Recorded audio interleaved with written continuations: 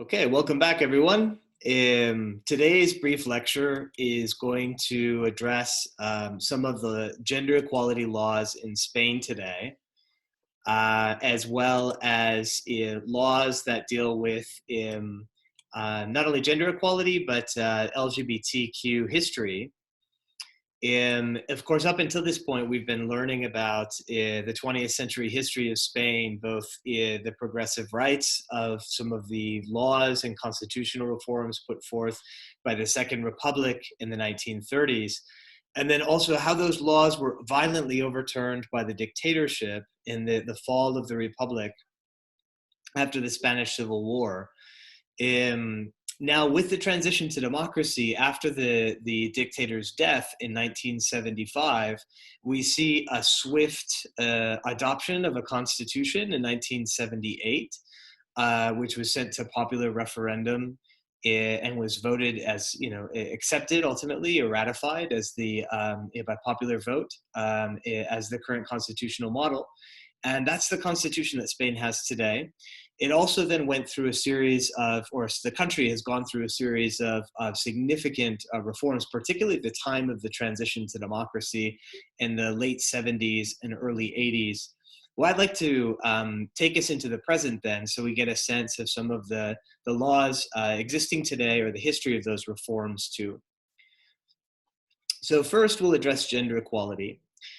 We see here in this slide in the upper right-hand corner, there is an image of the multitudes really that attend the demonstration of the Women's March on March 8th. The Women's March here is often referred to not only as the March 8th, as it is for the day, or 8M, but it's also referred to as the feminist strike. In other words, understanding that there's a labor stoppage here in Spain, if it happens to be during throughout the week, in other words, Monday through Friday, that would not only strike and have particularly women, but really also in solidarity can be men.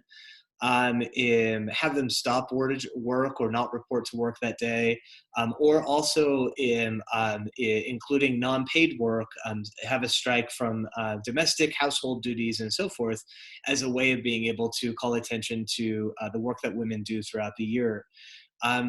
There are different platforms for this, which I'd like to take a look at now. But what we see is that it's one of the biggest events that draws in thousands of people in Madrid in recent years. In fact, usually the official count is well over 100,000, sometimes over 200,000, depending on the year and other circumstances, such as the date and weather and all kinds of things. But what we see, in other words, is that the gender equality laws that I'd like to take you through is immediately in the transition, moving chronologically. In 1978, the same year that Spain adopts a constitution or ratifies a constitution, we see very necessarily the legalization of contraceptives. Remember, of course, that contraceptives were not permissible. You could still find them in pharmacies and so on, but technically they weren't. Contraception was not technically not allowed or legal. In fact, even it became a practice such that one would have to go to pharmacies and ask for contraception because it wasn't something that could be put out on display. And that's something that we see continued actually as a practice after they were legal. But specifically too, by this point, we're also speaking about regulation of a pharmaceutical, also referred to as the pill. The pill is not a contraceptive itself, but it can be used to regulate menstruation, and therefore can be used as a form of at least a regulation of menstruation that can be used as a contraceptive in a way. And so what we see, in other words, is that this becomes the pill, or the choice to take the pill by women, is something that becomes legal after this point. It's not restricted to medical cases alone.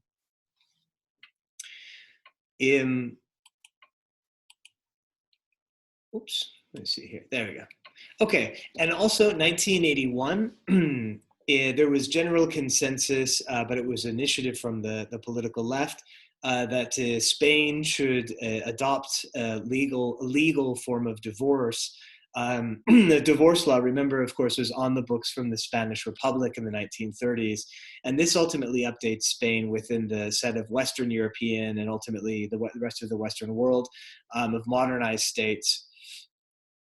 And there was a general consensus around this issue, of course, too, even though it was an initiative from the political left. Okay, the next is in 1985. We see what probably considered to be perhaps surprising for the time, surprising because there was such consensus around it. Even, of course, there was a opposition to the law.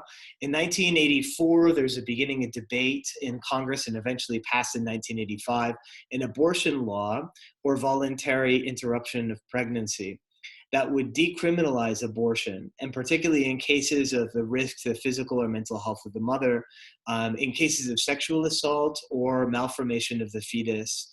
Remember, of course, under the dictatorship laws, a voluntary interruption of pregnancy was criminal. It was illegal. And what this meant is that ultimately women who were seeking abortions would either have to do so outside of Spain, which means that they would often go to London, was a known destination, also potentially across the border into France or otherwise. But what we see is really that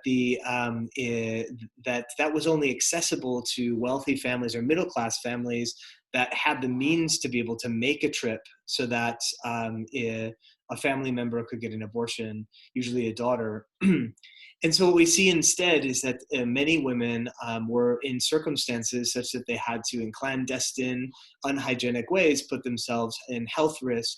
And many women, of course, did suffer complications from this, and of course, is the case, is well documented too in the United States, is did die from unhygienic conditions in consequence from unregulated abortion.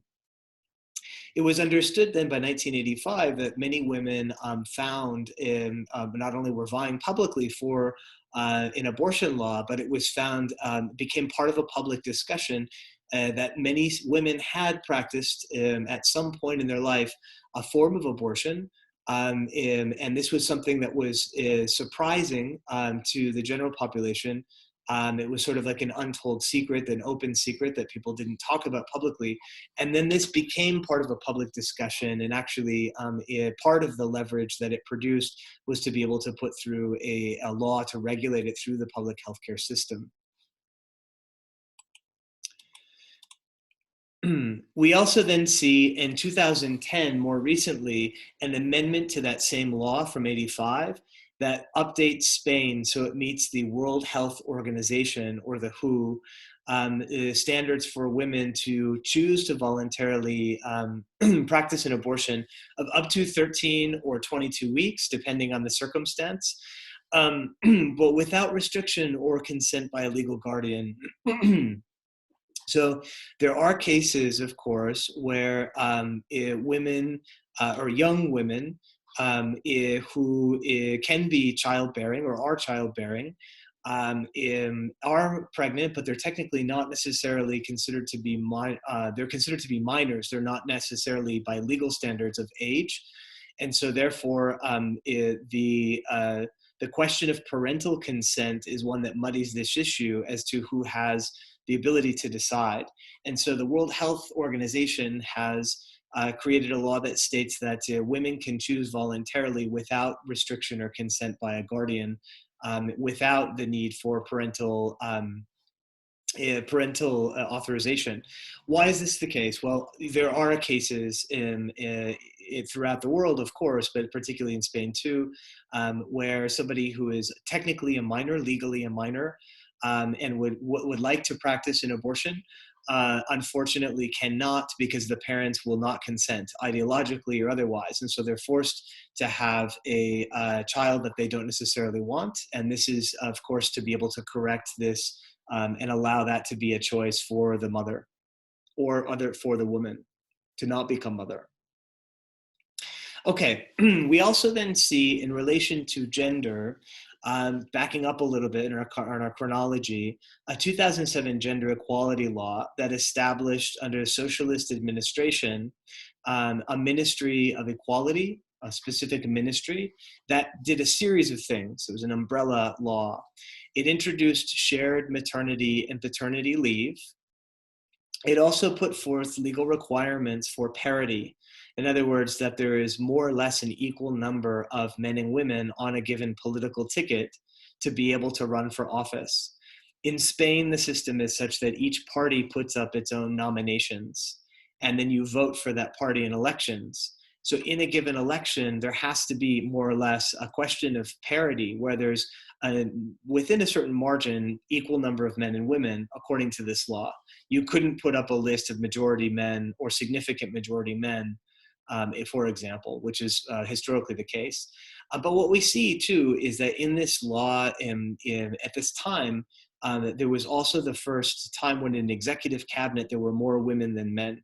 Of course, the prime minister at that time, Zapatero, was a man, but the great number of ministers around him that he appointed were such as the Minister of Defense, and also two vice presidents and so on were women. In other words, there were a majority women in his cabinet. We also see then that there are parity laws so that the number of civil servants, postal workers, educators, and so on, in Social Security, et cetera, as well as other state employees, that there's relative parity in their hiring practices. And then finally, it also puts forth anti-domestic violence measures and protections, a specific element of this law within the ministry. Okay, now very recently, we saw in the summer of 2018 an update to this law in a way, or into the 2007 gender equality law, where that established equal maternity and paternity leave.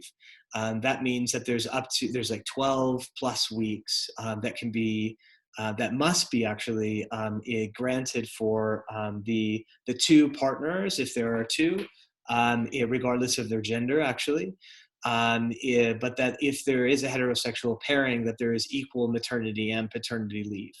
The reason why, well, this not only culturally indicates and socially indicates that child rearing is no longer exclusively a task of the mother.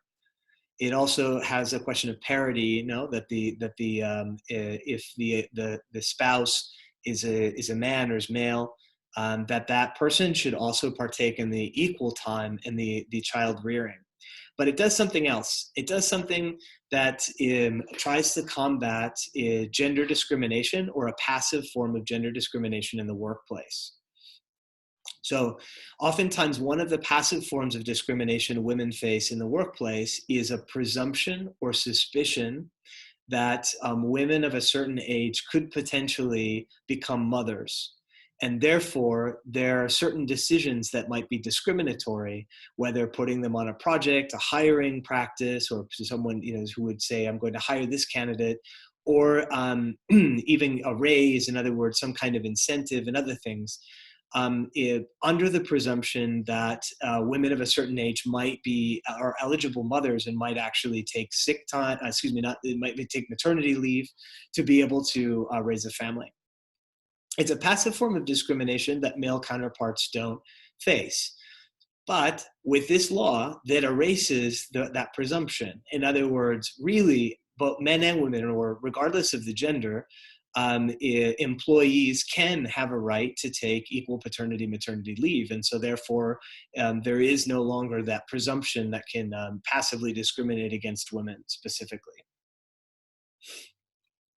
What are some current issues? They're probably going to be familiar with us already, because they're very similar, and they're certainly not unique to Spain. One of them is the wage gap. On average, it was published recently that women earn 30% less than men. We have research that in the wake of the financial crisis of 2007, 2008, that this actually looked a lot better. There was greater wage equality, not that there was equality, but there was less of a wage gap between men and women's salaries. who performed the same job, but that in the wake of the financial crisis, many women were in a position where they needed to, or found themselves in a position where the burdens of unpaid work, domestic work, child rearing, and particularly caretaking services for the elderly fell back on them, requiring them to work in either in part-time jobs or choose between which if there are two in the family, which wage earning person would stay home to take on other unpaid tasks.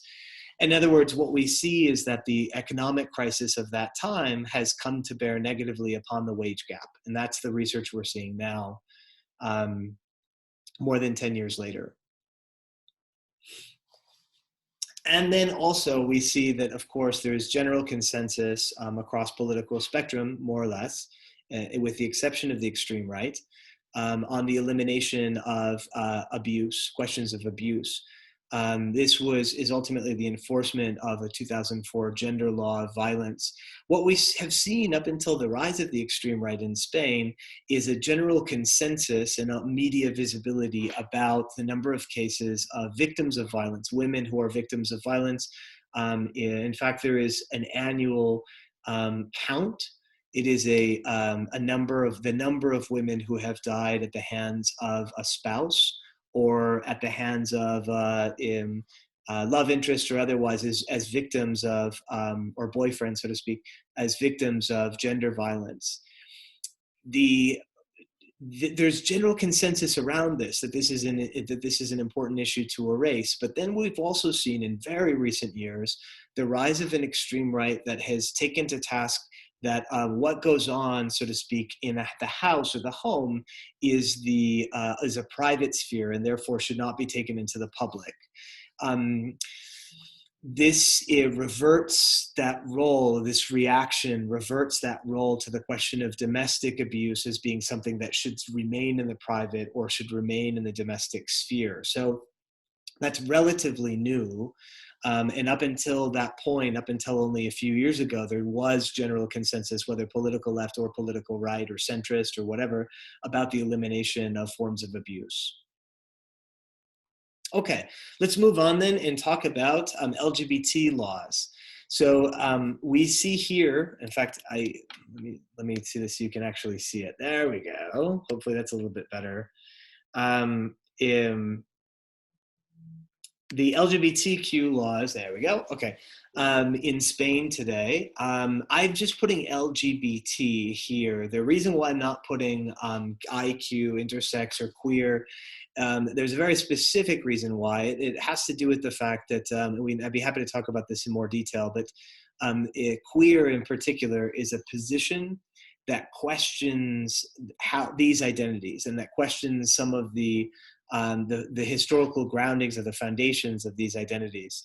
And queer politics usually aren't vying for state policy or law. That's usually not part of the struggle. At least it hasn't been historically in, say, the queer politics of ACT UP in the 1990s in the United States. That's not wholly the case, because there are certain elements to it that are vying for state recognition. But a queer politics in Spain, in particular, has usually been anti-parliamentary. In other words, it's interested in social aims and not necessarily securing policy in the state. Anyway, we're only going to be talking about laws really here, which is why I wanted to say LGBT. Okay, so we see the iconic fountain in Madrid, Cibeles, before City Hall, lit up with the rainbow colors for Pride. Pride is a major demonstration here in Madrid that in recent years, I want to say more than the past 5 years or so, has drawn a record up to 2 million people, depending on the year, particularly when it was designated a European Pride destination a few years ago, and then shortly thereafter, World Pride destination, which did draw over 2 million people during the week. Okay, so Spain was on the forefront of LGBT laws. It was the third country in the world to adopt an equal marriage law. Equal marriage recognizes the right of same-sex couples to marry and also adopt without restriction, and that was passed in 2005, now 15 years ago. So Spain was one of the first countries to do so and actually spearheaded the language that it was an equal marriage law, not gay marriage or same-sex marriage. Why? Well, equal marriage is precisely the language that was required because some political parties were vying for a separate but equal law. In other words, that there would be a category called gay marriage, which is separate from heterosexual pairings. In ultimately, the problem that we have with this is that, as we know, in separate but equal, historically, as we know from many struggles for rights, but in particularly, say, the Black Civil Rights Movement, separate but equal is not equality. And so it was important for the people spearheading this law that the language didn't speak about gay marriage or same-sex marriage, but rather equal marriage law. Okay, in 2007, we also see that there was a gender identity law, which pretty revolutionary, allowed transgender people to change the sex listed on state-issued ID and to do so voluntarily. This was important because it allowed people to gender present as they wished without the need for state approval or medical approval. There are other things that we're going to be discussing in just a moment that curtail some of this from actually happening. But the law, at least the framework of this being able to be possible, is there. In 2007, there's an amendment to a law about assisted reproduction, which legalizes a dual maternity or recognizes the dual maternity of children by married lesbian couples.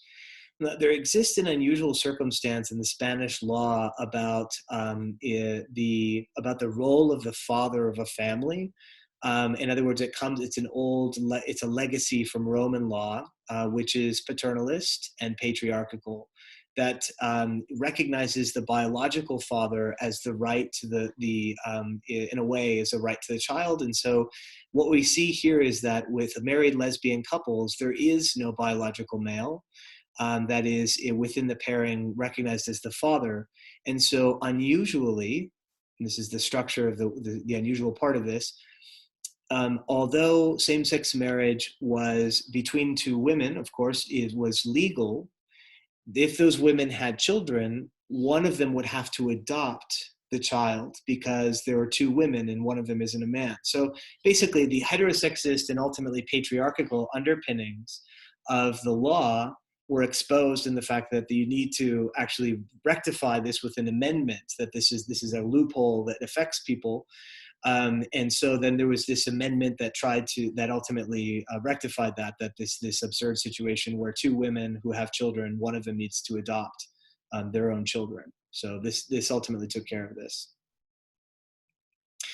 In 2011, we also see the equality of treatment law. It's very similar to the United States equal opportunity law, when you see, for instance, that there cannot be discrimination based on race, ethnicity, color. I think it's referred to as color and creed, and so on. In other words, ideology or belief, and so on. At least it's recognized as such in the law. The practice, of course, is a different scenario than the law, but the actual law itself stipulates that that there should not be forms of discrimination. And Spain adopted this within the European Union guideline. Okay, so what are some current debates in questioning if Spain is very much on the forefront in terms of LGBT equality? Then what are some concerns? Well, we see today very relevant and continues to be relevant is anti-bullying, not only for LGBT, but specifically for transgender minors, who are at the greatest risk or most vulnerable, according to statistics, of social marginalization and violence and so on. Also, because Spain is a country where each region has its own healthcare system, it's not homogenous on the books, so to speak, or the procedures as to how given LGBTQ issues are dealt with. And one of those is transgender persons who go through gender, not only a change of gender presentation, but also the kinds of services and very specific services that they could need. Just like there exists, for instance, a category within the healthcare system for, say, for certain subjects, such as geriatrics, for an older population, or gay men's health, a separate population, or bisexual health, etc. There are special or specific concerns that come about for different subjects. And that's certainly the case too with transgender communities. So in certain regions, we see that transgender is still pathologized. In other words, it's still treated, even though it's not said to be an illness, it's treated as though it were. In other words, one of the things that, for instance, Catalonia and Madrid have changed, but that the other regions of Spain are somewhat behind on, is that in some regions of Spain, you still need to go through a psychiatric evaluation before a person declares themselves a gender identity that could be said as transgender. In other words, it's treating that as an interview in a way, a psychiatric evaluation, as though it's an illness. This reminds us of the gay and lesbian liberation struggle of the 1970s, where gay used to be, or homosexuality used to be treated as an illness. Well, transgender still sometimes is, even if not directly on the books as an illness, it's considered, or it's treated as such in the procedures, the medical procedures that address or that care for transgender subjects. And this is certainly one of them. Okay, we also see that there is an push for anti-discrimination laws that would give greater coverage than the hate crime law, because of course there are forms of violence that aren't recognized as hate crimes that that ultimately would cover a certain gray area in the law, then to be able to bring forth somebody for slurs or otherwise and other kinds of harassment that aren't necessarily exclusively considered to be a hate crime per se, with an execution of violence against the subject, right? Or physical violence. Okay, another is a question of surrogacy. It's a very open and still developing topic.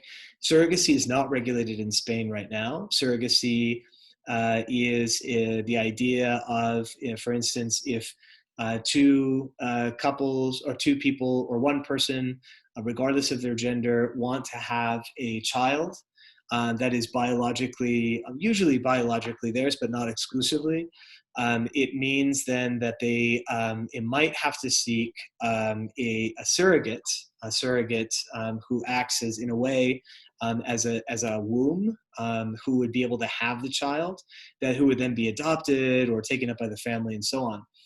There is a lot of debate about this because there is a significant cost around it and also business around it as well.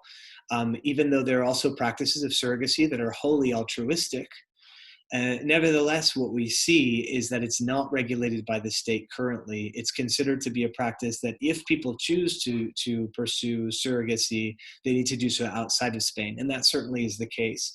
In other words, many people go to United States or Canada where healthcare services are private, and so it's therefore paid out of pocket and so on, but also considered to be high quality, like Spanish healthcare system.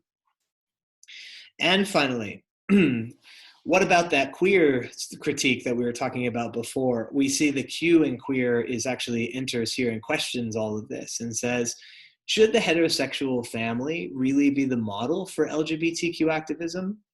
In other words, it's interesting to note that the queer part of the queer activist circles say, it's fine and dandy to, of course, secure equality in the law, but the kinds of equality we're securing are looking more towards replicating the heterosexual family model. Is that the end of the struggle, in a form of assimilationist politics? How about some questions of nonviolence and equality without necessarily legitimating that equality through the heterosexual family? That's part of the queer critique. So I wanted to give you this as a picture of Spain today, so as we move into the democratic era, so you have an idea too of the social and cultural context of how to read some of the media that we're going to be seeing in the future. Okay, thanks very much. Look forward to seeing you next lecture.